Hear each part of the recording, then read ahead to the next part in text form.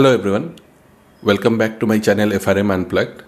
We will pick up from where we left last time, and today we will be discussing the concepts and some of the numericals around balance sheet.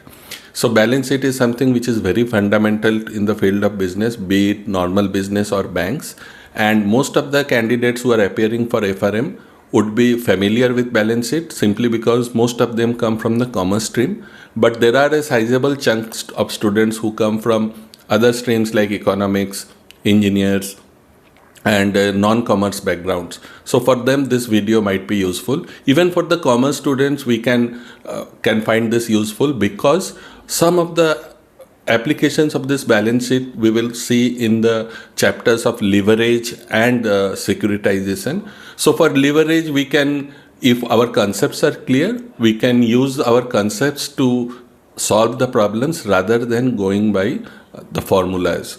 There are maybe for FRM part 1 and part 2 individually there are more than 80 formulas, and for some formulas we don't have an option but to learn it by heart, but for a few of the formulas we can skip remembering it by heart, rather than we can focus on the concepts, then we can solve the problem even without the formula, right? So let us come straight to the balance sheet. So this is how a balance sheet normally looks like. Let us take the case of a small and medium enterprises. Okay, so it will usually have the assets on the right hand side and the liabilities on the left hand side, right? Now there are some change. This is a vertical. There is a horizontal balance sheet also, but the basic idea remains the same. Assets is on one side, liabilities is on the other side. And so obviously since the term is balance sheet, so the liability and assets must balance. So this portion, first portion, this is long-term source of fund, long-term source of funds. Okay, I'll make it bigger.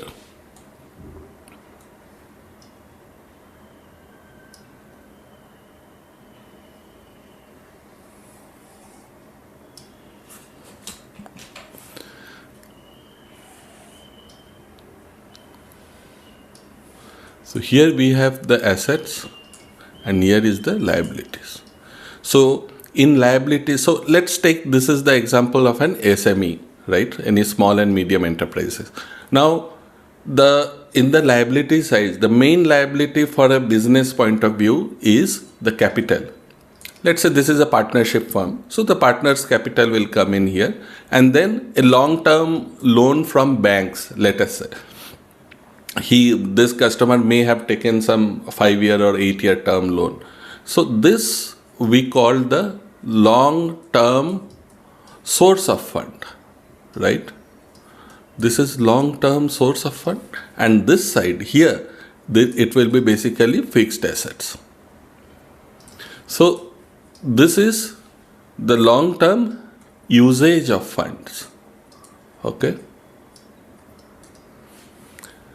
Then here we have sundry creditors.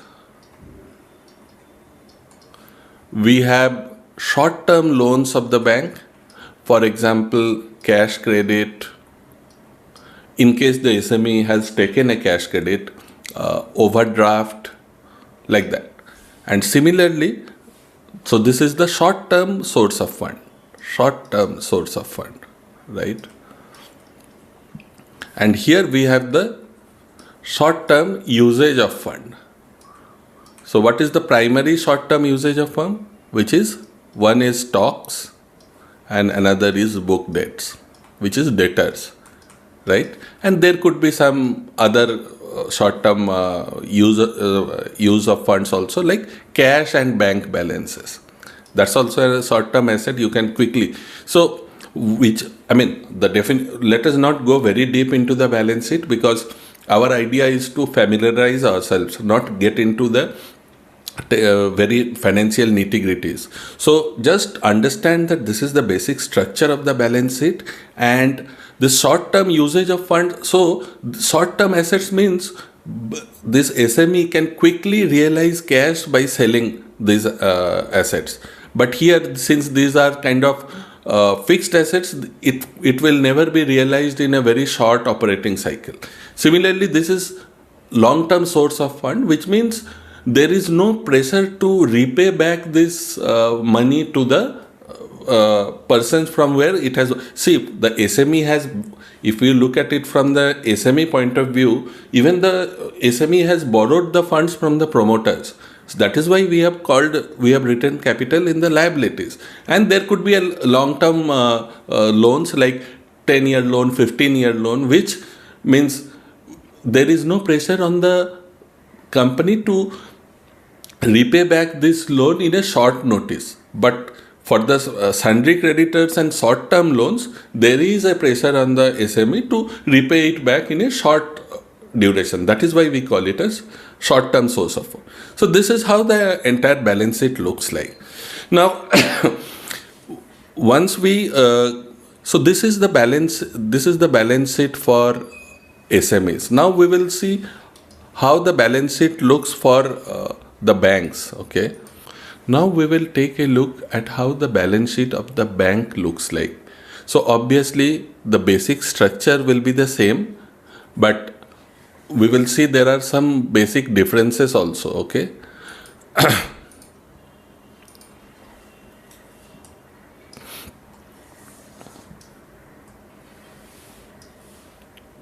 So this way is assets and here is liabilities.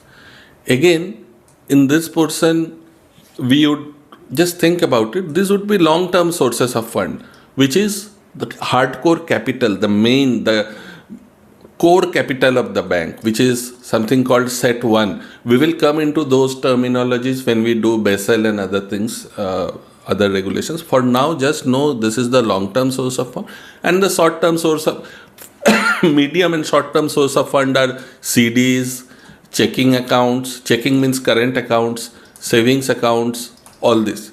So these are basically liabilities from the bank's point of view.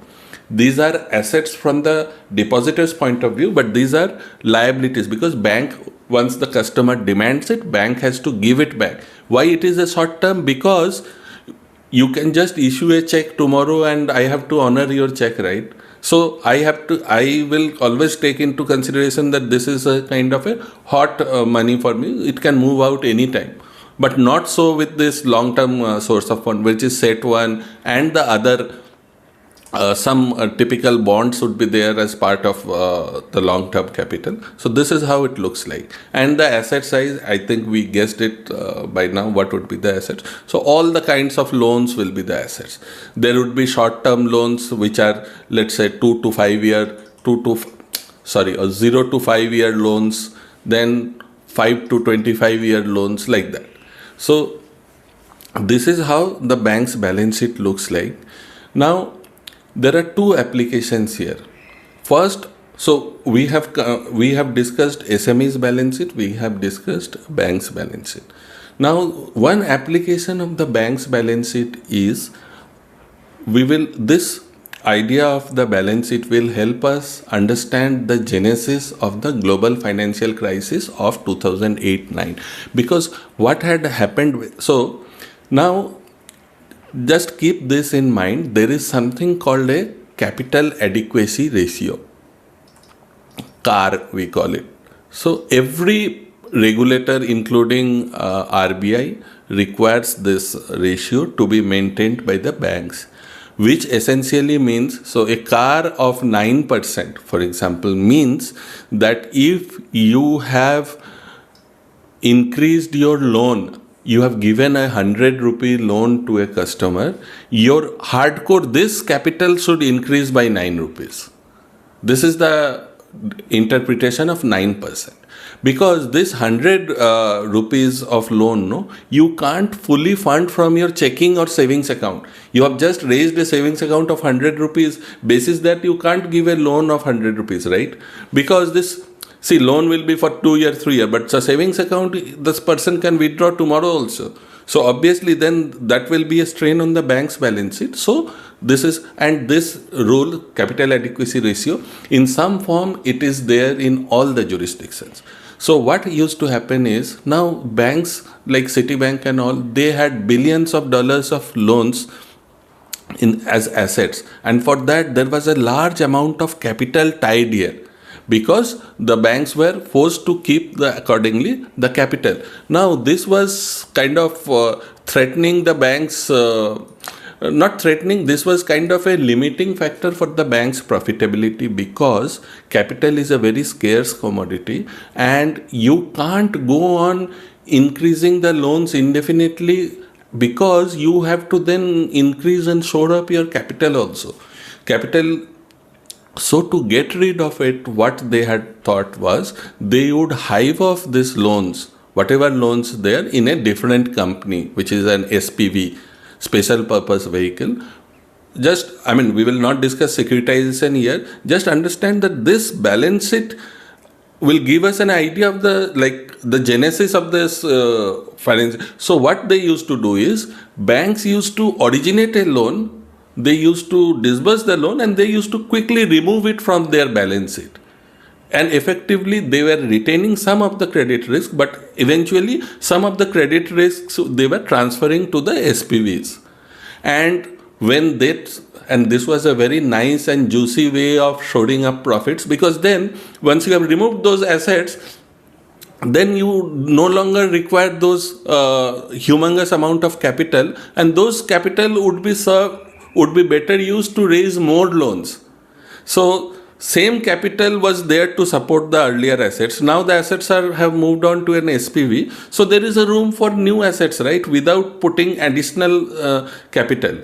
So this was a very profitable thing for the bank, and all the banks started doing it, and they started doing it recklessly. They, just because they thought that they will remove it from the balance sheet, they gave loan to every person without checking their credentials, and eventually lot of them defaulted. And so that was one of the reasons for global financial crisis. That is the application of the balance sheet of the banks. Now once we discussed the SME's balance sheet structure also. Now this will help us in understanding so many other things. Apart from that, if there is in FRM part 2, there is a paper, there is a fourth paper which talks about liquidity. In liquidity, there are few problems numericals related to return on equity. Okay, so there is, I will take the example from a popular book, Schweizer. So there, these problems have been solved by formulas. I would strongly urge not to remember or use those formulas, but just go by the basic understanding of the balance sheet, right? Now, just one concept of leverage I would like to highlight here. So leverage essentially means, just know that if there is scenario 1 and scenario 2, in scenario, so here 50 is the capital, which is equity. Let's take it as equity is 50 and loan is 50, right? And asset is 100. Okay, so this side is the asset, this side is the liability. Okay, this is first scenario. So here, let us say this, as whatever asset I have built by my equity as well as loan, let's say I am deploying this asset in the market and I am getting, for example, 8% return on assets. Okay, so basically I am earning 8 rupees per annum. Now on this loan of 50 rupees, let's say I am paying a rate at 6%. Obviously, I have taken loan from the bank, so I will have to pay an interest. So 6% of 50 is how much? 3 rupees. Therefore, what is my net profit? Which is 8 minus 3 is equal to 5. I'm just giving once we go to the balance, to the P&L account, there are some other things also, but just for the calculating the return on equity, this formula, this analysis is helpful. So I am earning basically 5 rupees for every 50 rupees of capital, which means this is What is my return on capital? 10%, right? Because I am earning, so if I have invested 50 rupees, I am earning 5 rupees, which is 10% I am earning, right? This is the first scenario. Imagine the second scenario, okay? Same asset.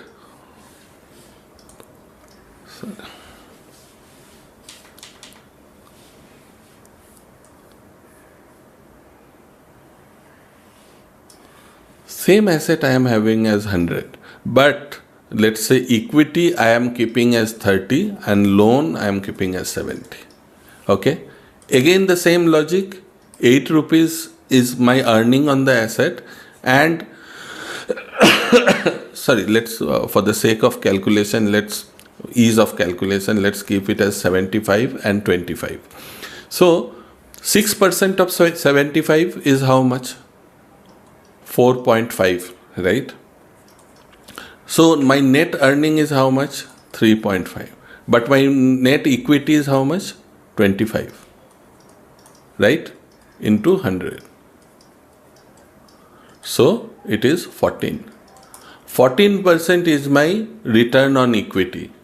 So this is what we call as leverage. So long as, just keep this in your mind, so long as the return on asset exceeds means your earning return on asset exceeds the cost on your loans, right? Here also 8 is more than 4.5, here 8 is, though my net earning here has decreased because it's 3.5 and here it's 5, but my equity is also decreased, no? So long as my ROAA is more than the cost of my loans, my profit will increase with increasing loans. This is the leverage effect. It magnifies, the leverage magnifies my returns. Similarly, when the return on asset is less than the cost of loans, then the loss is also magnified. This is something which we will have to deal in every aspect of finance, whether we look at derivatives or anything. Derivatives help us to magnify the gains. It can also magnify the losses in cases losses arise. So same thing is happening here. This is the leverage. Just remember it this way and you will never require the formula or the use those formula to solve problems. Now we will just look at one or two problems which is there in Schweizer. In Schweizer it has been, they have used formula. We will not use the formula and we will just use our understanding to solve it, okay? Now there is a solved question. Let us do this, okay? So ROA is 5%, okay? It's given. And assets is equal to 2 rupees. Let's take it as rupees. And equity is equal to 1 rupees. And cost of debt is 2%. Find the ROE, right? So they have conveniently used the formula and they have resolved it, right? Solved it. See, what they have said, this is asset, this is liability, okay? So asset is 2 rupees, equity is 1 rupee, right? So obviously loan is also 1 rupee. These two should balance. Asset should be equal to liability. Now cost of debt is 2%. So 2% of 1 is how much? 0.02. And ROA is 5%. 5% of 2 is how much? 0.1. So what is the ROE? 0.10. 0.1 means 0.10 minus 0.02 is equal to 0.08 divided by 1. This is how much? 8%. This is the answer. They have just used the formula LRA in minus L minus 1. I mean, there is no need to go into those formulas. Similarly, let us do one more problem. I mean, this was a solved one. Let us do one unsolved problem, which is there in the quiz 65.2. Okay, this is from Schweizer. Now, Charleston Funds intends to use leverage to increase the returns on a convertible arbitrage strategy. So ROA is given as 8%. Fund has $1,000 invested in strategy, which means asset is $1,000, and it will finance the investment with 75%, which means 750 rupees is coming from loans and 250 rupees is coming from equity, the promoter's equity, right? And ROA is 8%, and the cost of borrowing is 4%. Cost of borrowing is 4%. Find the ROE. No need to use the formula. My earning on asset is 8% of 100 is how much? 8 by 100 into 1000 is equal to 80. My cost of borrowing is how much? 4 by 100 into 750 is equal to 30. Therefore, ROE is how much? 80 minus 30 by 250 is equal to 50 by 250 into 100, 20%. This is the answer. If you use the formula, you will get the same answer. So with that, we complete our session for today. Just keep in mind that for balance sheet, you just need to understand the overall structure of the balance sheet, the assets, the liabilities, the components of assets, the components of liabilities. And for now, you will use this in your leverage numericals. You will use this in understanding securitization, and you will also require an idea of this when we discuss Basel norms, because here, just what Basel norms states is basically here bank has to mandatorily keep a certain portion of the entire assets as core capital. It can't make this portion small and this portion big. That is the basic idea behind Basel. So you'll know about Basel when we discuss it, but just know the usages of this balance sheet.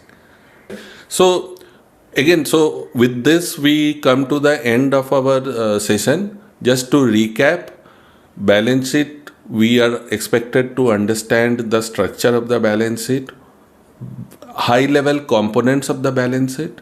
Keep in mind that this will be used in solving problems in leverage like we just did. It will help us in understanding the global financial crisis, and as a corollary of the global financial crisis, the Basel norms had kicked in, so it will also help us understand the Basel norms. So with that, I think we have covered most of the balance sheet related requirements. If we can have some good understanding of this balance sheet, I think we should be able to have good grasp of some of the other topics related to FRM. Thank you for your time and attention.